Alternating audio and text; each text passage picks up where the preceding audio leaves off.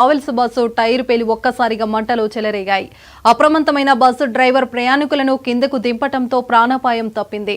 తిరువణామలై నుంచి హైదరాబాద్ వస్తున్న బస్సుకు ఈ ప్రమాదం జరిగింది. ఆ సమయంలో బస్సులో హైదరాబాద్ కు చెందిన 35 మంది ప్రయాణికులు ఉన్నారు. ఫైర్ సిబ్బంది అక్కడికి చేరుకొని మంటలార్పారు.